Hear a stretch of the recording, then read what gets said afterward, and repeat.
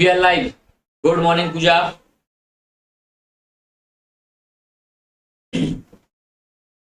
आज operating system का काफी मेजर पोर्शन अपन कंप्लीट करेंगे। उम्मीद है जो कल समझाया था वो समझ में आया होगा आप लोगों को। थोड़ा सा टेक्निकल पोर्शन ज्यादा था, आज उसको 2 मिनट में 5 मिनट में अपन रिवाइज करके फिर आगे बढ़ेंगे। बस 1 मिनट वेट करते हैं, हमारे और साथीगण जुड़ जाएं, उसके बाद अपन क्लास स्टार्ट करेंगे। ऑपरेटिंग सिस्टम अपन पढ़ रहे हैं। ऑपरेटिंग सिस्टम सिस्टम सॉफ्टवेयर का एक प्रकार है। सिस्टम सॉफ्टवेयर होते हैं। सिस्टम सॉफ्टवेयर का आशय क्या है? ऐसे सॉफ्टवेयर जो सिस्टम के लिए बेहद आवश्यक हैं उनको बोलते हैं अपन सिस्टम सॉफ्टवेयर। सिस्टम सॉफ्टवेयर जिनके बगैर हमारा सिस्टम काम नहीं करने वाला वो होते हैं सिस्टम सॉफ्टवेयर, और उनमें से एक है हमारा ऑपरेटिंग सिस्टम। हमने इसके बारे में थोड़ा सा ओवरव्यू लिया था, क्या होता है, सारे मैनेजमेंट के टास्क करता है। इसी में हमारा एक था प्रोसेस मैनेजमेंट, और प्रोसेस मैनेजमेंट जब हम बात कर रहे हैं तो इसका आशय है आपकी सारी प्रोसेस के बारे में रिकॉर्ड रखना। कई सारे प्रोसेस होते हैं, हम मल्टी प्रोग्रामिंग सिस्टम में काम करते हैं। मल्टी प्रोग्रामिंग सिस्टम का अर्थ है कई सारे प्रोग्राम एक साथ रैम में रहेंगे। उन सब के लिए एक पीसीबी होता है, प्रोसेस कंट्रोल ब्लॉक, जो ओएस के द्वारा बनाया जाएगा, और इस पीसीबी में पर्टिकुलर प्रोसेस के बारे में सारा जानकारी या सारा इंफॉर्मेशन स्टोर रहेगा। और ये कब तक रहेगा? जब तक कि ये प्रोसेस टर्मिनेट नहीं हो जाती। ठीक, उसके बाद मेमोरी मैनेजमेंट था हमारा। मेमोरी मैनेजमेंट से बात कहने का आशय था हमारा प्राइमरी मेमोरी से रैम के बारे में। रैम के बारे में पूरा डाटा स्टोर रखेगा कि कौन सा प्रोग्राम कब आया है, कब जाएगा, रिसोर्स एलोकेशन वगैरह। उसके बाद फाइल मैनेजमेंट, तो फाइल मैनेजमेंट होता है हमारा सेकेंडरी मेमोरी का। ठीक, सेकेंडरी मेमोरी मतलब हार्ड डिस्क में भी डाटा स्टोर होता है। बहुत बड़ी सी हार्ड डिस्क होती है जिसमें सेक्टर में डाटा रहता है और रैम में सेल में डाटा रहता है। तो जब रैम में डाटा स्टोर हम करते हैं तो ये हमारी रैम है, तो ये सेल होता है। एक ब्लॉक जो है वो सेल है, तो रैम में यहां डाटा स्टोर होगा। और जब हार्ड डिस्क की हम बात करते हैं तो हार्ड डिस्क कुछ इस प्रकार से दिखेगी। तो ये जो छोटे छोटे ये जो एक ब्लॉक दिखा है आपको, ये कहलाता है एक ब्लॉक ऐसा सेक्टर। ठीक, ये एक ब्लॉक सेक्टर है। तो जब सेक्टर को मैनेज करना है, इसका मतलब है कि वो क्या कर रहा है? फाइल मैनेजमेंट कर रहा है। ठीक है, क्वेश्चन को घुमा के पूछेगा, उलझा के पूछेगा, इसलिए ये सारी बातें हम आपको बता रहे हैं। हमने आपको स्पष्ट बताया कि फाइल मैनेजमेंट क्या होता है जब सेकेंडरी मेमोरी को मैनेज कर रहा है। अब अगर उसने सेकेंडरी मेमोरी नहीं पूछा, थोड़ा सा अंदर चला गया वो, अब थोड़ा अंदर जाएगा तो वो पूछेगा कि भैया सेक्टर को मैनेज करना है तो फिर क्या करना है, इसको क्या बोलेंगे? तो फिर फाइल मैनेजमेंट बोलेंगे। क्यों? क्योंकि सेक्टर जो है वो सेकेंडरी मेमोरी का एक हिस्सा है ना। जैसे सेल जो है वो प्राइमरी मेमोरी का हिस्सा है, minimum unit of fetching cell है रैम से। वैसे ही मिनिमम यूनिट ऑफ फैचिंग या मेमोरी की सबसे छोटी इकाई सेकेंडरी स्टोरेज में सेक्टर है। तो इस सेक्टर को मैनेज करना है, मतलब फाइल मैनेज करना है। Good morning to all, Mayuri ji, Shobha ji. ठीक, ये कल का थोड़ा सा रिवीजन हम देख रहे थे। इसके बाद डिवाइस मैनेजमेंट, जितनी प्रकार की मेमोरी डिवाइस या जितनी प्रकार की डिवाइस हमारे सिस्टम में लगी हुई हैं, हमारा ये पेन टैब लगा है, कैमरा लगा है, हम कोई पेन ड्राइव लगा लें, हम प्रिंटर फंसा लें, कोई ऑडियो डिवाइस लगा लें, सब का सब मैनेज करना आएगा डिवाइस मैनेजमेंट के अंतर्गत। ये स्पष्ट था अभी तक। हमने इसके बाद देखा था कि रैम हमारी क्या है? मल्टी प्रोग्रामिंग होती है। मल्टी प्रोग्रामिंग की मत का अर्थ है कि इसमें कई सारे प्रोग्राम एक साथ रहेंगे। अब इन सारे प्रोग्राम में P1, P2, P3 और P4, अगर ये 4 ब्लॉक हैं या 4 प्रोसेस हैं, तो इनको रिसोर्स एलोकेशन किस आधार पर होगा? तो वो आधार क्या था हमारा? CPU scheduling. वो था सीपीयू शेड्यूलिंग। मतलब सीपीयू शेड्यूलिंग के द्वारा ये तय होगा कि किस प्रोसेस को रिसोर्स मिलेगा, कितनी देर के लिए मिलेगा, और नहीं मिलेगा तो क्यों नहीं मिलेगा। ठीक, इसी में से कई सारे टाइप्स अपन ने देखे थे, जैसे कि फर्स्ट कम फर्स्ट सर्व था। ठीक है, मतलब जो सबसे पहले प्रोसेस आ गई उसी को रिसोर्स मिलेगा। डजंट मैटर वो क्या रिसोर्स की डिमांड कर रही है, कुछ नहीं पता। Shortest job first. अब ये 4 प्रोसेस है, इसमें से जो सबसे जल्दी एग्जीक्यूट हो जाएगी उसको रिसोर्स मिल जाएगा, अगर ये वाली एल्गोरिथम चल रही है तो। उसके बाद होता है राउंड रॉबिन। राउंड रॉबिन क्या होता है, प्रोसेस को रिसोर्स मिलेगा, छीन लिया जाएगा, फिर दिया जाएगा, फिर वापस लिया जाएगा, फिर दिया जाएगा, फिर वापस लिया जाएगा। क्यों? क्योंकि ये राउंड शेप में घूमता रहेगा, प्रोसेस आती जाएगी, एलोकेशन होता जाएगा, प्रोसेस आती जाएगी, एलोकेशन होता जाएगा। तो कुछ समय के लिए होगा। अब वो समय कौन डिसाइड करेगा, तो वो ओएस डिसाइड करता है। उसके लिए अलग अलग एल्गोरिदम होती है कि हर प्रोसेस को अपन तो 3 सेकंड ही देंगे साहब। अब चाहे वो 3 सेकंड चलती हो, चाहे 30 सेकंड चलती हो, अगर 3 सेकंड चलती है तो एक बार में दोगे, टर्मिनेट हो जाएगी, बाहर हो जाएगी। अगर 10 सेकंड चल रही है तो 3 मिलेगा, फिर घूम के आएगी, फिर 3 मिलेगा, फिर घूम के आएगी, फिर 3 मिलेगा। अब कितना बच गया? 1 बच गया। अगली बार फिर आएगी, 1 सेकंड के लिए रिसोर्स मिलेगा, टर्मिनेट होगी, बाहर दूसरे का नंबर आ जाएगा। ये होती है राउंड रॉबिन प्रोसेस। तो ये सारी प्रोसेस को रिसोर्स एलोकेशन किस आधार पर होगा, तो सीपीयू शेड्यूलिंग के आधार पर होता है। सीपीयू शेड्यूलिंग से यह तय होता है कि कौन सी एल्गो चल रही है और उस आधार पर इसको रिसोर्स दे दिया जाएगा।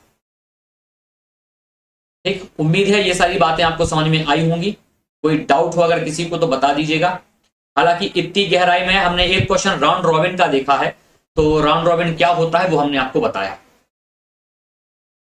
ठीक, अब ओएस का वर्गीकरण देखना है हमको। तो ओएस, कई सारे प्रकार के ओएस होते हैं। अगर आप यहां नाम देख रहे हैं तो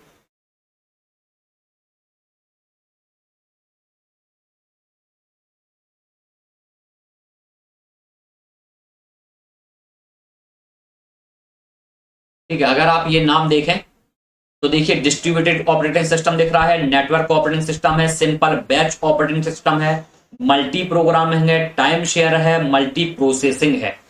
बस इनकी डेफिनेशन पूछी जाती है। अब ये हो सकता है कि आपको कोई एक नाम दिया जाए, जैसे कि डॉस नाम दिया जाए, यूनिक्स नाम दिया जाए, लाइनेक्स का नाम दिया जाए, या फिर हमारा सबसे फेमस विंडोज का नाम दिया जाए। तो ये सारे ओएस, इनमें से कई सारे प्रकार के हो सकते हैं। ठीक, जैसे विंडोज है हमारा, सिंगल यूजर भी होगा, मल्टी प्रोग्रामिंग भी होगा, नेटवर्क ओएस भी हो सकता है ना। तो ये ऑपरेटिंग सिस्टम के प्रकार हैं कि भाई एक डॉस ऑपरेटिंग सिस्टम है, ये नाम है। यूनिक्स एक ऑपरेटिंग सिस्टम है, लाइनेक्स एक है, विंडोज एक है। ठीक, ऐसे ही आप ये देखोगे मैक, ठीक है, जो एप्पल का होता है। ठीक, तो ये सारे ऑपरेटिंग सिस्टम हैं। अब ये ऑपरेटिंग सिस्टम इनमें से कई सारे प्रकार का हो सकता है। ठीक, अब बारी बारी करके अपन इनको एक एक देखते हैं कि ये है क्या। सिंगल यूजर, सबसे पहले हमारा सिंगल यूजर ऑपरेटिंग सिस्टम। तो सिंगल यूजर ऑपरेटिंग सिस्टम का मतलब है कि ऐसा ओएस जिसमें केवल एक ही यूजर काम कर सकता है, एक ही यूजर कार्य करेगा, दूसरा नहीं आएगा। ये कहलाता है सिंगल यूजर। छोटे छोटे माइक्रो कंप्यूटर जो बनते हैं वो सिंगल यूजर ही होते हैं। ठीक है, तो सिंगल यूजर मतलब जैसा हमारा सिस्टम होता है, एक बार में एक ही व्यक्ति काम कर सकता है। जब हम अपने सिस्टम पर काम कर रहे हैं तब दूसरा व्यक्ति नहीं आएगा, जब हम छोड़ेंगे इसको तब कोई दूसरा प्रयोग कर सकता है। ठीक, ऐसा नहीं होगा कि हमने एक मशीन रखी है, 4 लोग मिलकर एक सिस्टम पे ही काम कर ले। ऐसा नहीं हो सकता कि भाई आपको पीपीटी बनाना है आप भी बैठ जाओ, आपको पीडीएफ बनाना है आप भी बैठ जाओ, हमको गूगल चलाना है हम गूगल चला लेते हैं। ऐसा नहीं होगा, एक ही व्यक्ति बैठ के काम करेगा। इसलिए इनको सिंगल यूजर ऑपरेटिंग सिस्टम बोलते हैं। तो जो हमारे माइक्रो कंप्यूटर बने होते हैं, जो माइक्रो प्रोसेसर पर आधारित होते हैं, हमारे माइक्रो कंप्यूटर क्या होते हैं, माइक्रो प्रोसेसर पर आधारित होते हैं। अभी हमने पढ़ा नहीं है लेकिन हम आपको बता देते हैं, ये 4थी जनरेशन के कंप्यूटर है। ठीक है, तो माइक्रो प्रोसेसर पर आधारित कंप्यूटर माइक्रो कंप्यूटर कहलाते हैं। ये है हमारे डेस्कटॉप कंप्यूटर हैं, ये सिंगल यूजर कहलाते हैं क्योंकि एक बार में इनका प्रयोग एक ही व्यक्ति के द्वारा किया जाएगा। ठीक, तो अधिकांश छोटे माइक्रो कंप्यूटर आधारित सिस्टम में एकल सिंगल यूजर ओएस होता है, जो एकल उपयोगकर्ता मतलब सिंगल यूजर को मशीन को इंटरेक्ट मोड में संचालित करने की अनुमति देता है। यह केवल एक यूजर के एक प्रोग्राम को सिस्टम का उपयोग करने की अनुमति देगा, एक ही प्रोग्राम चलेगा सिंगल यूजर में। ठीक है, अब ये जो हमारे सिस्टम है, जो विंडोज आप देख रहे हैं, ये क्या है, सिंगल यूजर और मल्टी प्रोग्रामिंग। तो शुरुआत में सिंगल यूजर ही बने थे। ठीक, DOS, Windows, Mac OS single user operating system है। ठीक है। तो सिंगल यूजर क्या है, सिंपल सी बात याद रखना है, जिसमें एक यूजर ही काम करेगा, वो है सिंगल यूजर। ठीक। फिर आए बैच प्रोसेसिंग सिस्टम। तो बैच प्रोसेसिंग का मतलब क्या था, ये जो शुरुआत में हमारे सिंगल यूजर बने थे सिस्टम, ये सिंगल प्रोसेसिंग भी थे। ठीक है। तो ये क्या कर रहे थे, एक ही प्रोग्राम हो रहा था रन, एक ही प्रोग्राम रन कर रहे थे जो शुरुआत में कंप्यूटर बने। तो अब शुरुआत में जो कंप्यूटर बने एक ही प्रोग्राम रन होगा, इसका मतलब है अगर हमको दो करना है तो वो एक ही प्रोग्राम चलेगा और कोई नहीं चलेगा।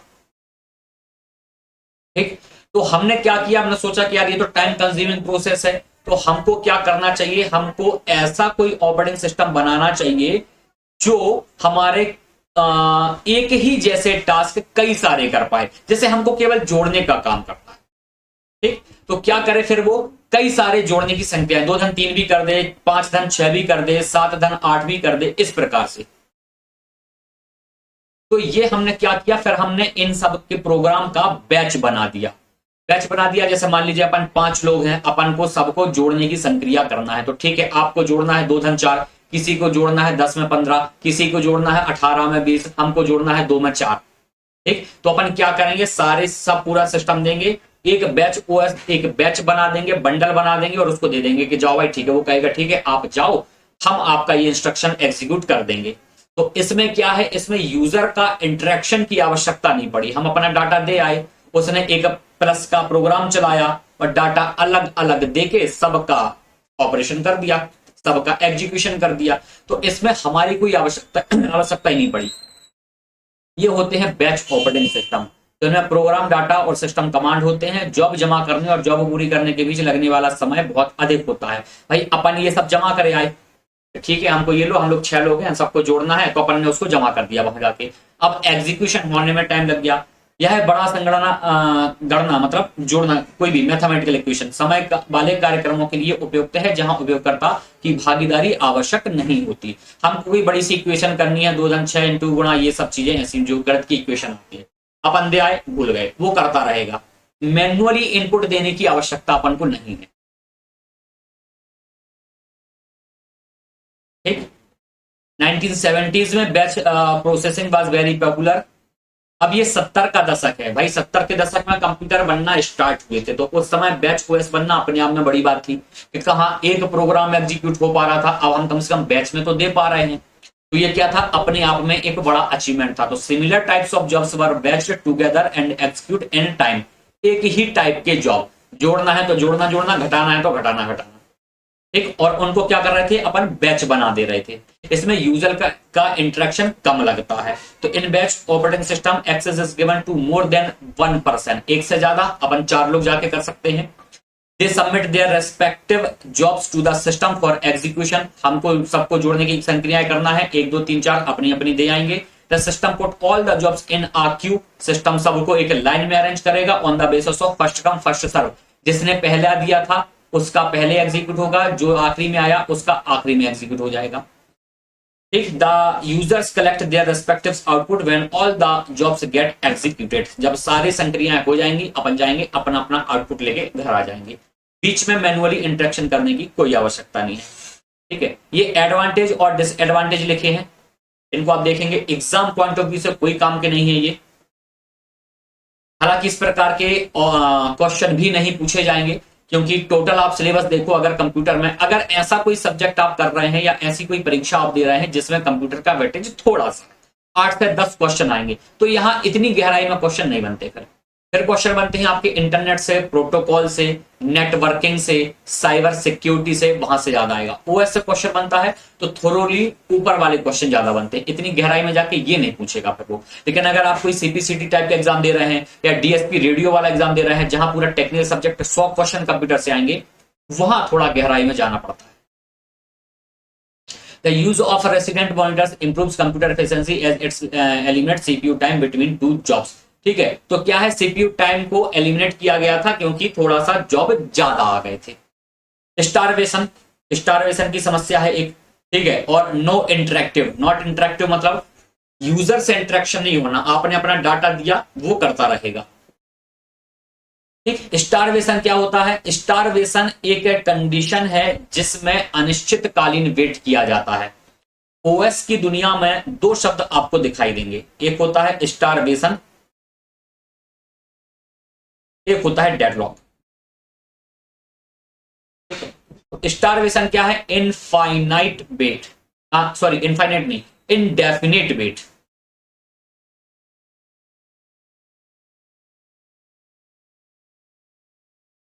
Indefinite wait. और डेडलॉक क्या होता है? Infinite. Infinite wait, starvation, indefinite wait, ये शब्द लिख लीजिएगा, पूछा जाता है। ठीक। तो अगर डेफिनेशन पूछ ली तो आपको पता है इनडेफिनिट वेट और इनफाइनाइट वेट। और अगर शब्द पूछा कि यह शब्द किससे संबंधित है, जैसे पीएसटी में पूछा गया था, पीएसटी में पूछा गया था कि कोई फिशिंग, ऐसा कुछ था, फिशिंग शब्द संबंधित है, ठीक है। और ऑप्शन में क्या था? खेल, कोई कला, ऐसा। तो ये कैसे संबंधित है? साइबर सिक्योरिटी अर्थात कंप्यूटर से संबंधित है, सिक्योरिटी वाला पोर्शन है। स्टारवेशन क्या क्या होता है? इनडेफिनिट मतलब अनिश्चित वेट। अनिश्चित वेट, वेट किसका अभी समझाते हैं। और डेडलॉक मतलब इनफाइनाइट मतलब अनंत वेट, अनंत समय तक, अनंत काल तक आप इंतजार करते रहोगे, सामने वाला आएगा ही नहीं। ठीक। तो ये कंडीशन होती है जहां पर रिसोर्स शेयरेबल रहेगा। अगर रिसोर्स शेयरेबल नहीं है तो फिर डेडलॉक और स्टारवेशन होने की गुंजाइश ही नहीं है। शेयरेबल का मतलब होता है जहां आप बांटोगे। अब बांटने का आशय ये है कि मान लीजिए कि मेरे पास को पेन है और आपके पास कॉपी है, ठीक है। अब शेयरेबल रिसोर्स है मतलब आप हमको कॉपी शेयर कर सकते हो, हम आपको पेन शेयर कर सकते हैं। दिक्कत यह है कि मेरे पास पेन हो, मैंने पेन पकड़ लिया, और आपके पास कॉपी है, आपने कॉपी पकड़ ली। अब हम जिद पे अड़ रहे हैं कि नहीं हम पेन नहीं छोड़ेंगे, आप कॉपी छोड़ो ताकि हम लिख पाए। और ऐसे ही जिद आपने पकड़ ली, क्या कि नहीं हम कॉपी नहीं छोड़ रहे, आप पेन छोड़ दो, तो क्या होगा? ना कभी आप लिख पाओगे ना कभी हम लिख पाएंगे। तो ये क्या कहलाता है? अनंत वेट, इनफाइनाइट वेट। क्योंकि आप अपनी जिद नहीं छोड़ोगे, मैं अपनी जिद नहीं छोड़ूंगा, तो ना आप लिख पाओगे ना मैं लिख पाऊंगा। इसलिए यह कहलाता है इनफाइनाइट वेट। अनंत काल तक अपन बैठे रहेंगे, बैठे बैठे मर जाएंगे, कभी नहीं लिख पाएंगे। ये कहलाती है ओएस के टर्म्स में डेडलॉक की कंडीशन। एक प्रोसेस ने कोई रिसोर्स होल्ड कर लिया और दूसरे रिसोर्स का वेट कर रही है।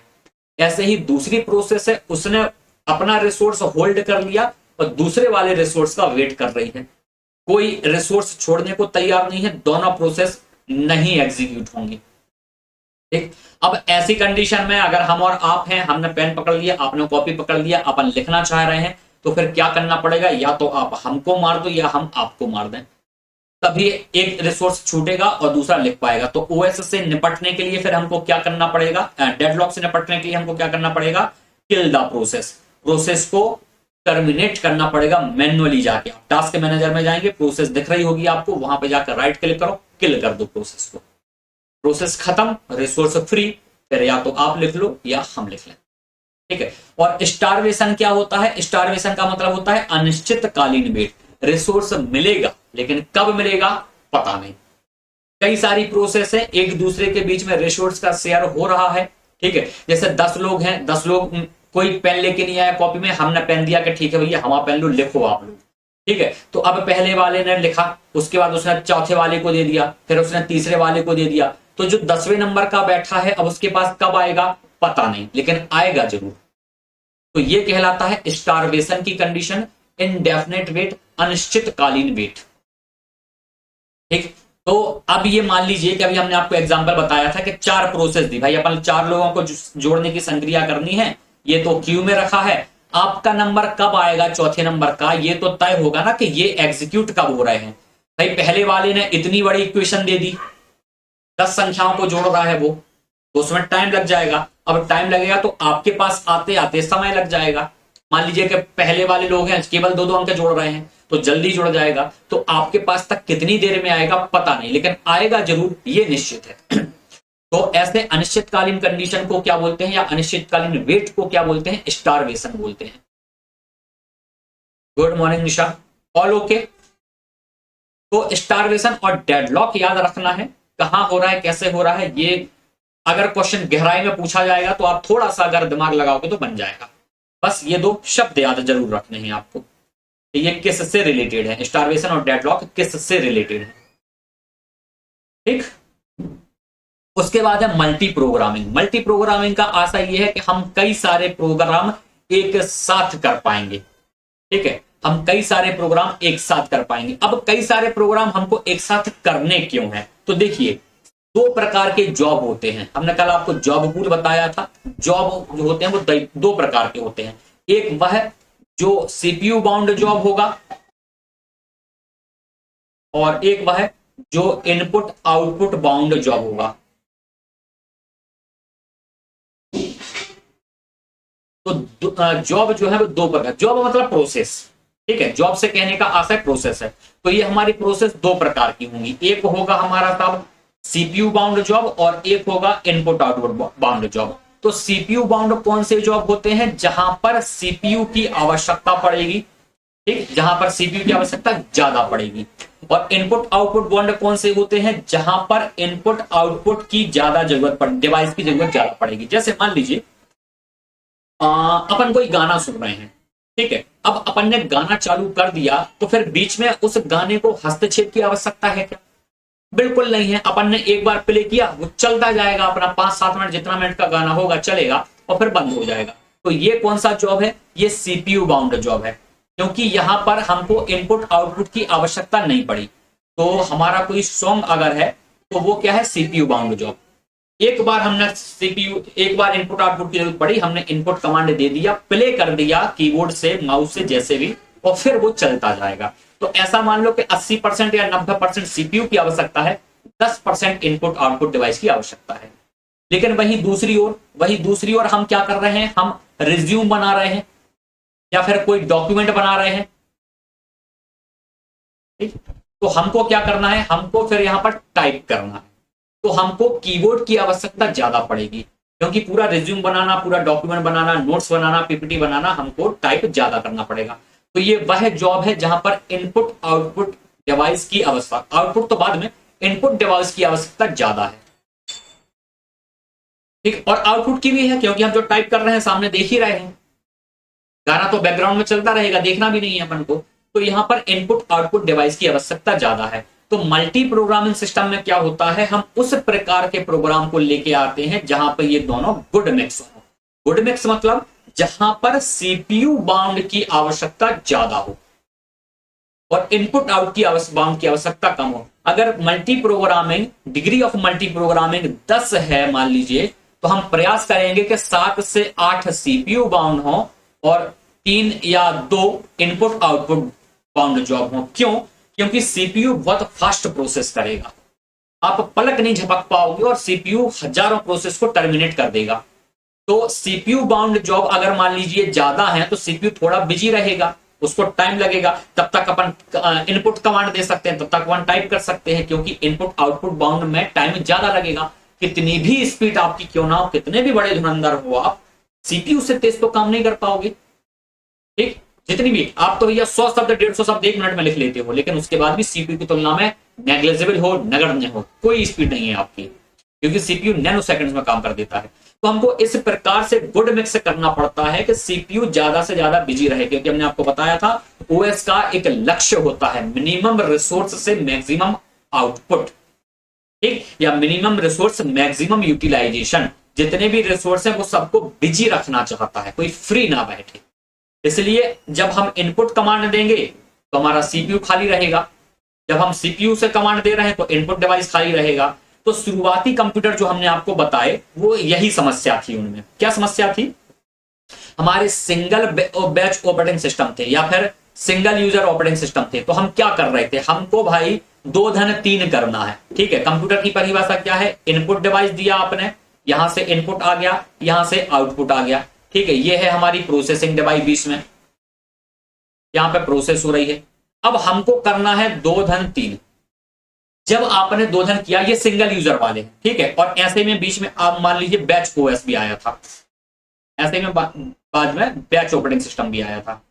कैसे अपग्रेड हुआ ओएस वो हम आपको बता रहे हैं। सिंगल यूजर मतलब सिंगल प्रोग्रामिंग ही चल रहा है।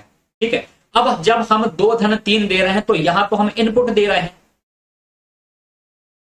तो जब हम इनपुट दे रहे हैं तब हमारा सीपीयू खाली बैठा है और आउटपुट डिवाइस खाली बैठा है, कोई काम नहीं है इनके पास। तो मतलब ये रिसोर्स वेस्टेज हो गया, ये रिसोर्स वेस्टेज हो गया, ठीक है। उसके बाद सिंगल यूजर है, एक ही टास्क एक बार में होगा, क्या होगा, सिंगल यूजर या सिंगल टास्किंग भी लिख लो इसको, ठीक है, सिंगल टास्क ये भी बोल दो। अब उसके बाद हमने दे दिया इनपुट कमांड, ये आ गया यहां, तो यहां 2 धन 3 बराबर 5 हुआ। जब ये काम कर रहा है, प्रोसेस काम कर रहा है, तो ये खाली बैठा है और ये भी खाली बैठा है। जब 2 धन 3 5 हो गया तो 5 यहां डिस्प्ले हुआ, तब ये खाली बैठ गया, ये खाली बैठ गया। तो इसका मतलब है कि सिंगल टास्किंग ऑपरेटिंग सिस्टम में या सिंगल यूजर ओएस में क्या हो रहा है, एक बार में एक ही रिसोर्स का उपयोग हो रहा है, बाकी सारे खाली बैठे। तो यहां रिसोर्स का वेस्टेज ज्यादा है। अब बैच में क्या हो रहा था, बैच में हमने क्या किया, बंडल बना दिए। तो यहां पे मान लीजिए कि 5 हमने बंडल बना दिए और सब जोड़ने वाले ही हैं। तो जब एक गया, अब ये कहां हो रहा था, ये क्या कर रहा था, इसको क्यू में अरेंज कर रहा था, है ना, क्यू में अरेंज कर रहा था। तो ये 1 नंबर, 2 नंबर, 3 नंबर, 4 नंबर और 5 नंबर। तो जब पहले नंबर का प्रोसेस हमारा यहां आया, यहां पहली एग्जीक्यूट हो रही है, तो ये पहली एग्जीक्यूट यहां, अच्छा यहां पर उस समय क्या है, आउटपुट डिवाइस खाली बैठी है, ठीक है, ये क्या है, आउटपुट डिवाइस होगी। जब पहली वाली हमने इनपुट दिया तब ये खाली बैठा, ये खाली बैठा। हमने दूसरा इनपुट दिया तो पहला वाला यहां आ गया, पहला यहां आया तो ये भी चलने लगा और इनपुट हम दूसरे का दे रहे हैं, ठीक है। अब ये एग्जीक्यूट हुआ तो पहला वाला यहां आया, दूसरा यहां आ गया, हमने यहां तीसरे का इनपुट दिया। फिर ये बाहर हुआ, दूसरा यहां आया, तीसरा यहां आया, हमने चौथे का इनपुट यहां दिया, ठीक। फिर ये निकला तो चौथा यहां आया, हमने पांचवे का इनपुट यहां दिया। तो थोड़ा सा बिजी हो गया, लेकिन यहां पे क्या है भाई, इसको मान लीजिए कि 10 सेकंड लग रहे हैं हमको देने में, तो ये तो 1000 के एक हिस्से में हो गया। तो ये खाली ज्यादा समय बैठा रहा। अपन को लग रहा है कि हम तीनों से काम ले रहे हैं, लेकिन जितने में हमने यहां पर कमांड दिया उससे 1000वें हिस्से में सीपीयू ने काम करके बैठ गया, तो बाकी समय खाली बैठा है। फिर आपका दूसरा इनपुट आया, फिर उसने पट्ट से कर दिया, फिर खाली बैठा है, जब तक आप इनपुट दे रहे हो वहां आराम आराम से। तो प्रॉब्लम है यहां, लेकिन इसकी तुलना में तो अच्छा ही है।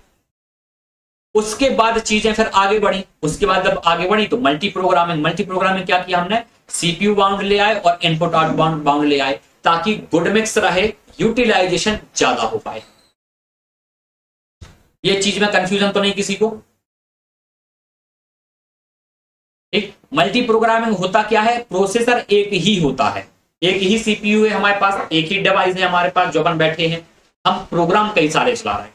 हमने यहीं पे ओबीएस खोल रखा है, यहीं पर हमने यूट्यूब खोल रखा है जिसपे लाइव चल रही क्लास, यहीं पे हमने पीपीटी खोल रखा है, यहीं पे हमारा कैमरा कनेक्ट है, यहीं पे हमारा पेन टैप कनेक्ट है, यहीं पर हम चाहें तो एक गाना भी लगा दें मध्यम मध्यम आवाज में। तो ये मल्टी प्रोग्रामिंग है, सारी प्रोग्राम एक साथ चल रही हैं, लेकिन प्रोसेसर एक ही है। प्रोसेसर तो नहीं लगाया हमने,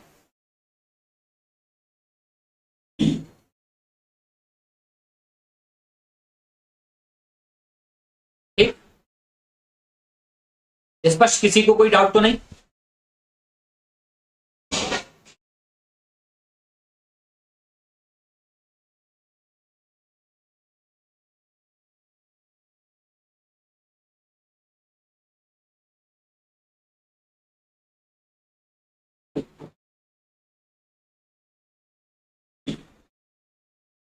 अब मल्टीटास्किंग ओएस क्या है, एक ही समय में कई सारे काम या कार्यक्रम चलाने में सक्षम है।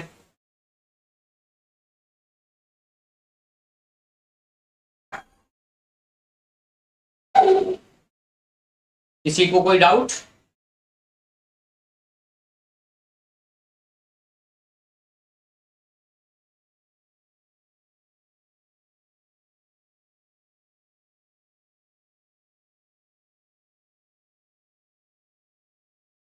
तो ऑल ओके, ठीक है। अब मल्टीटास्किंग में क्या होगा, एक यूजर एक ही समय में एक से ज्यादा कंप्यूटर पर काम कर पाएगा।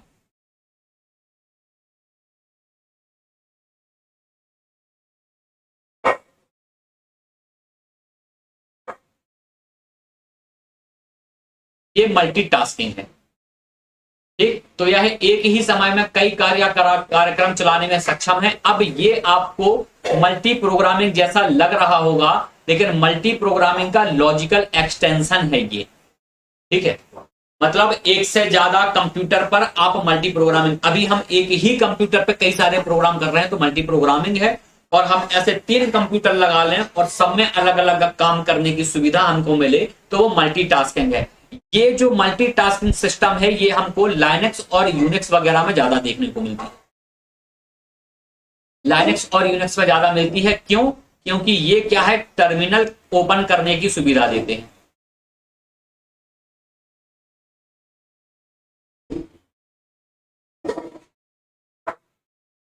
ठीक, तो जैसा मल्टी प्रोग्रामिंग में आप देख रहे थे एक ही डिवाइस में हो रहा था, मल्टीटास्किंग अलग अलग डिवाइस में आप ये कर पाओगे वही काम। यह एक यूजर को एक ही समय में एक से अधिक कंप्यूटर कार्य करने की अनुमति देता है।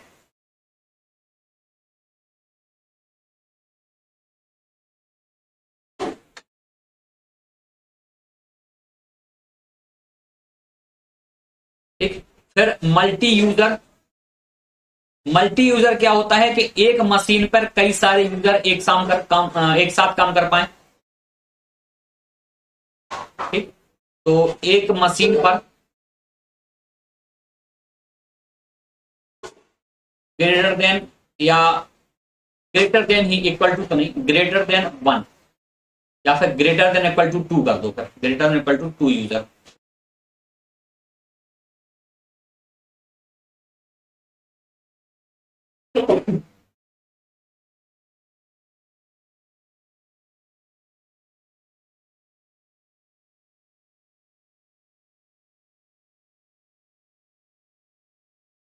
ठीक, तो एक से अधिक मतलब 2 या फिर 2 से ज्यादा यूजर एक मशीन पर काम कर पा रहे हैं तो वह मल्टी यूजर होगी। इसमें भी क्या होता है, ये हमको यूनिक्स या लाइनिक्स वगैरह में ये सुविधा मिलती है। हाँ, मल्टीटास्किंग में एक से ज्यादा सिस्टम होंगे। देखिए, मल्टीटास्किंग में सिस्टम एक से अधिक कंप्यूटर होंगे। एक ही यूजर एक समय में एक से अधिक कंप्यूटर पर कार्य करने की अनुमति प्राप्त करता है।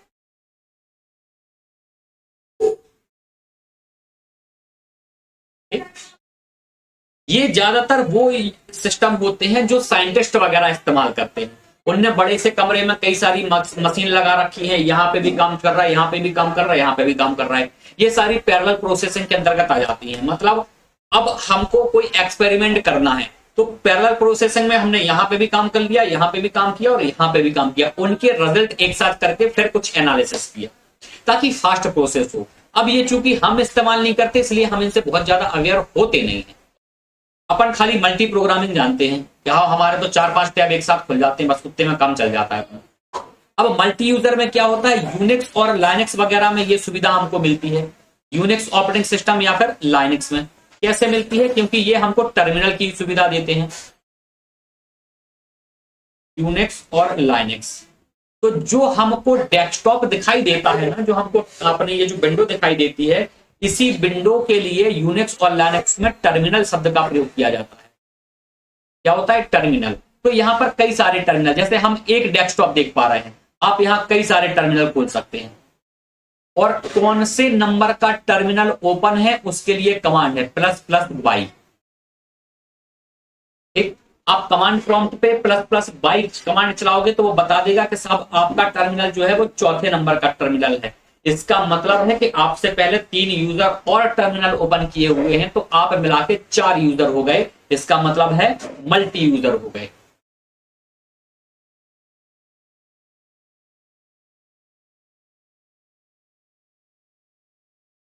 स्पष्ट है? एक बहु उपयोगकर्ता मल्टी यूजर ओएस 2 या 2 से अधिक उपयोगकर्ताओं को एक ही समय में प्रोग्राम चलाने की अनुमति देता है। अब एक ही समय में हो रहा है तो ऑब्वियस है कि रिसोर्स को शेयर किया जा रहा होगा, संसाधनों का साझा करता है। प्रत्येक को प्रोसेसर समय का एक छोटा सा टुकड़ा मिलता है। इस अवधारणा को टाइम शेयरिंग के रूप में जाना जाता है, जैसे यूनिक्स, लाइनक्स वगैरह। थोड़े समय के लिए ये काम करेंगे, थोड़े समय के लिए ये काम करेंगे, फिर ऐसा करेंगे।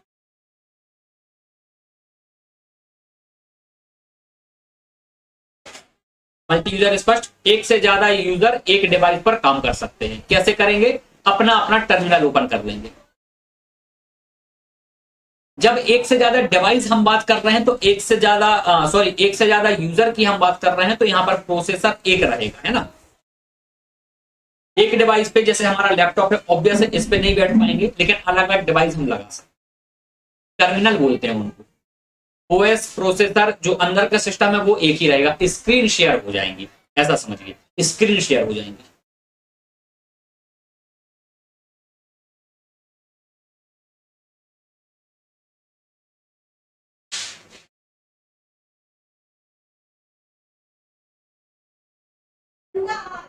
स्पष्ट है? ये है multi processing. Multi processing, multi processor का अर्थ है जहां अभी तक हम देख रहे थे सब में प्रोसेसर एक ही था, यहां पर प्रोसेसर एक से ज्यादा है।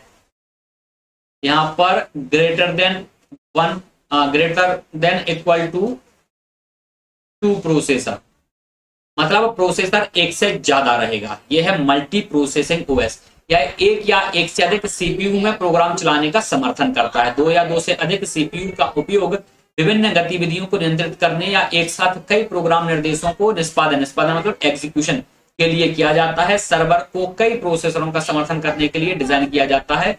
यूनिक्स मल्टी प्रोसेसिंग ओएस का एक उदाहरण है।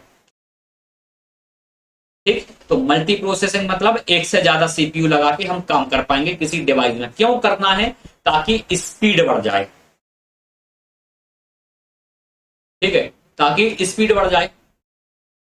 अब जैसे हम आपको बोले कि भाई आपको क्या करना है, 4 प्रकार का खाना बनाना है, आपको सब्जी बनानी है, रोटी बनानी है, दाल बनानी है, चावल बनानी है। ठीक है, तो इसके लिए आप क्या करोगे? और अगर हम आपको एक ही बर्नर या एक ही गैस दें तो आपको टाइम ज्यादा लगेगा। तो आपने क्या किया? फिर आपने एक ऐसा गैस खरीदा जिसमें 4 बर्नर है।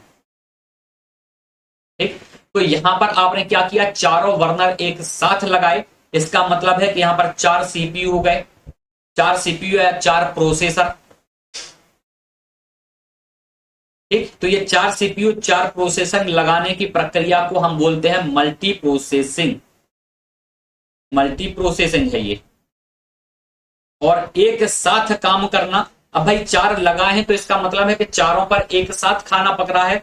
इसका मतलब है ये पैरेलल प्रोसेसिंग है, ये पैरेलल प्रोसेसिंग कहलाती है। इसका अर्थ क्या होगा कि खाना जल्दी बन जाएगा। मान लीजिए कि आपको हर खाना बनाने में 10 मिनट लगता है, आप अलग अलग बनाओगे तो 10 चौके 40 मिनट का टाइम लग जाएगा। लेकिन आपने साथ में खाना बनाया तो 10 मिनट में पूरा खाना बन गया, क्योंकि आपने क्या करा था? पैरेलल प्रोसेसिंग की थी। तो ऐसे ही हमारे साइंटिस्ट वगैरह जो हैं जिनको फास्ट कैलकुलेशन करना पड़ता है, रिजल्ट जल्दी चाहिए, पैरेलल कंप्यूटिंग प्रोग्रामिंग करते हैं, मल्टी प्रोसेसिंग। कई सारे सीपीयू लगा दिए, फटाफट प्रोसेस हो रही है, रिजल्ट आया, निष्कर्ष निकाला, काम किया। स्पष्ट है ये?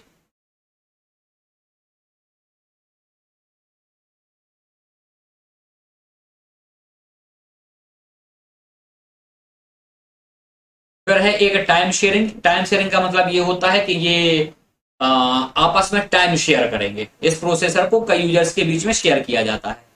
देखिए टर्मिनोलॉजी उन्होंने बना दिया है, कई सारे तो एक जैसे ही आपको लगेंगे। जैसे हम यूनिक्स की बात करेंगे तो यूनिक्स कई सारी जगह आ जाएगा, टाइम शेयरिंग में आ जाएगा, मल्टीटास्किंग में आ जाएगा, मल्टी प्रोसेसिंग में भी आ जाएगा। ऐसा ये चलता रहेगा। अब चूंकि परीक्षा में पूछ लिए जाते हैं इसलिए अपन ने इसको काम किया है। ये बिल्कुल वैसा ही है जैसे कोई रिसर्च करता है, रिसर्च किया तो अपन ने किसी का डाटा उठाया, थोड़ा सा अपग्रेड किया, अपने नाम से रिसर्च पेपर छाप दिया। क्या किया हमने? कुछ नहीं किया, उसके रिजल्ट को थोड़ा सा एनहांस कर दिया या परिभाषा थोड़ी सी घुमा के अपने शब्दों में बता दी। ऐसे ही किसी किसी ने ये किया होगा, इनने अपने अपने शब्द बता दिए कि ये टाइम शेयरिंग है, ये मल्टी प्रोसेसिंग है, ये मल्टीटास्किंग है, ये सिंगल यूजर, ये मल्टी यूजर। बस, और कुछ विशेष अंतर इनमें है नहीं। अगर क्वेश्चन पूछे, एक तो क्वेश्चन इस प्रकार से पूछे नहीं जाते, अगर क्वेश्चन पूछे जाएंगे तो आपको ऑप्शन में जो लैंग्वेज लिखी रहेगी उससे पढ़ते ही समझ में आ जाएगा। ठीक, तो टाइम शेयरिंग जो हमारा अभी हम राउंड रॉबिन देख कर आए थे वही है टाइम शेयरिंग। इतनी तेजी से प्रोसेस स्विच हो जाती है यूजर्स के बीच में कि किसी को पता भी नहीं चलता। ठीक, तो सीपीयू एक यूजर से दूसरे यूजर में इतनी तेजी से स्विच करता है कि प्रत्येक यूजर को हर समय सीपीयू की सेवाएं प्राप्त होने का आभास होता है। हमको लगता है कि हमारी प्रोग्राम तो चल ही रही है, और सामने वाले को भी लगेगा कि हमारा प्रोग्राम भी चल ही रहा है। ये होता है टाइम शेयरिंग। इतनी तेजी से टाइम शेयर हो जाता है लोगों के बीच में, यूजर्स के बीच में, अपन को आवाज नहीं होता कि कब प्रोसेसर छिन गया। ठीक। अब मल्टी थ्रेडिंग।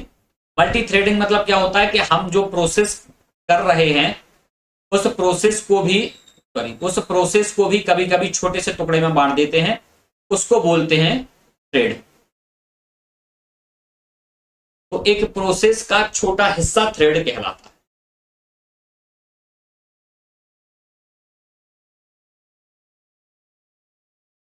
ठीक है। तो कई सारी थ्रेड एक साथ एग्जीक्यूट होना मल्टी थ्रेडिंग है।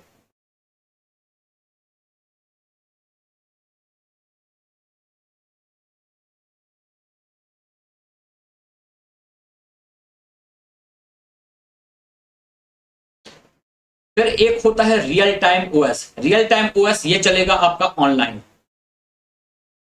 और ऐसा ऑपरेटिंग सिस्टम जो रियल टाइम सपोर्ट करता है। रियल टाइम सपोर्ट करने का मतलब कि आप उस सर्वर से कनेक्ट हैं, एक डिवाइस पे जो चेंज आपने किया वो सारी डिवाइस पे शो हो जाएगा। ये होता है रियल टाइम। जैसे मान लीजिए कि आपका अकाउंट जो है, बैंक अकाउंट जबलपुर में खुला है, आप भोपाल गए थे घूमने फिरने किसी काम से, आपने भोपाल के एटीएम से पैसा निकाला, तो ये जितने भी एटीएम कार्ड में होगा या आपका जहां पर अकाउंट होगा जबलपुर की ब्रांच में, तुरंत ऑटो अपडेट हो जाएगा कि भाई साहब इन लोगों ने यहां से पैसा निकाल लिया है, तो इतना पैसा अकाउंट से कम हो जाएगा, शो होने लगेगा। ऐसा नहीं है कि भोपाल के एटीएम से निकाला तो अब ये एटीएम रिपोर्ट पहुंचाएगा आपको जबलपुर के अकाउंट में कि साहब इनने हमारे यहां से इतना पैसा निकाला था, इतना जरा कम कर दो इनका अकाउंट में। ऐसा नहीं होगा। ये क्या है? रियल टाइम है, वास्तविक समय। जैसे पैसा निकला, पैसा हाथ में बाद में आएगा, अपडेट पहले हो जाएगा।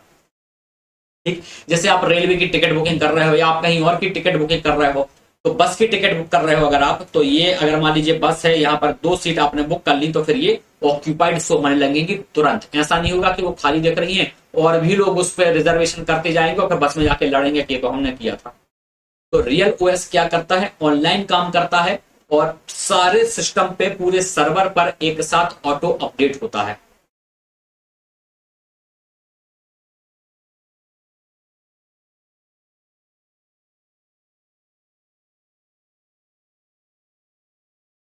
स्पष्ट हो गया ये?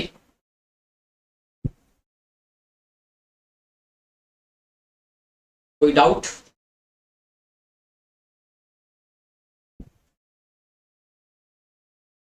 यह क्या है? एक ऑनलाइन प्रोसेसिंग सिस्टम है, ऑनलाइन ही होगा। ठीक है। परमाणु ऊर्जा स्टेशनों की निगरानी, नियंत्रण, rocket launching, real time system, सब इसके उदाहरण।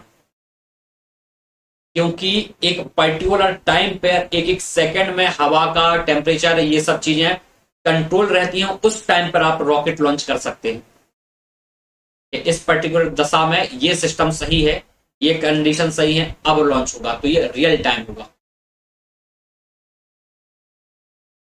फिर ऐसे ओएस जो नेटवर्क को सपोर्ट करते हैं, सॉफ्टवेयर हमारे सर्वर को सपोर्ट करते हैं, वो ये कहलाते हैं। इसका बेस्ट एग्जांपल है हमारा विंडोज 2000, इसको याद रखना। एक ऑपरेटिंग सिस्टम जिसमें एक नेटवर्क के माध्यम से अन्य कंप्यूटरों के साथ सुविधाजनक और लागत प्रभावी ढंग से संचार करने के लिए सॉफ्टवेयर और संबंधित प्रोटोकॉल शामिल होते हैं, नेटवर्क ऑपरेटिंग सिस्टम कहलाता है। तो सर्वर को सपोर्ट करे ऐसा ओएस नेटवर्क ओएस कहलाता है, क्योंकि सर्वर थोड़ा सा हाई प्रोसेसिंग डिवाइस है, उसमें क्वालिटीज थोड़ी एक्स्ट्रा होती है, इसलिए हमको ऐसा ओएस चाहिए जो उसको कंट्रोल कर सके। भाई अगर 5 स्टार होटल है और कोई ढाबा है, तो क्या ढाबे के मैनेजर को अपन 5 स्टार होटल का मैनेजर बोल दें क्या? मैनेजर तो वो भी है, मैनेजर तो ये भी है, नहीं बोल सकते। क्यों? ढाबा छोटी जगह है, 5 स्टार होटल बड़ी जगह है। तो 5 स्टार होटल के लिए हमको उस प्रकार का मैनेजर चाहिए जो उतनी बड़ी संस्था को कंट्रोल कर सके। ऐसे ही नेटवर्क ऑपरेटिंग सिस्टम में हमको एक ऐसा ओएस चाहिए जो उतने बड़े सर्वर को कंट्रोल कर सके, नेटवर्क को कंट्रोल कर सके।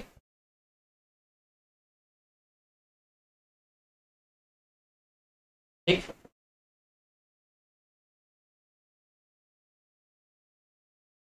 और network OS runs on a server. ठीक। अब है ऑपरेटिंग सिस्टम के कुछ टाइप, विंडोज वगैरह, मैक वगैरह, इनको अपन कल करके समाप्त करेंगे।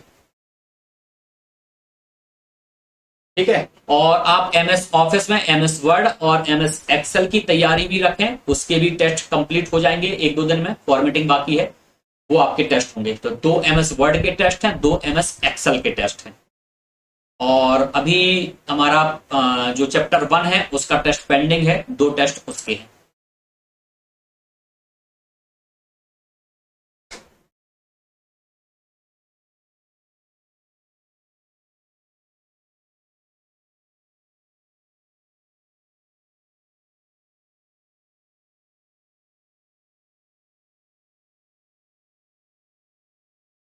ऑल ओके, किसी को कोई डाउट?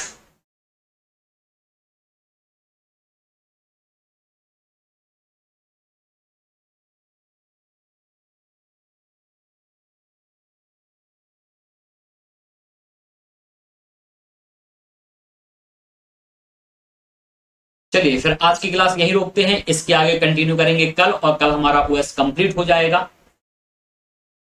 इसका भी रिवीजन करना है आप लोगों को। फिर जैसे हमारा कंप्यूटर कंप्लीट होगा, कम से कम 2 से 3 टेस्ट फुल लेंथ रहेंगे, पूरे कंप्यूटर से रहेंगे।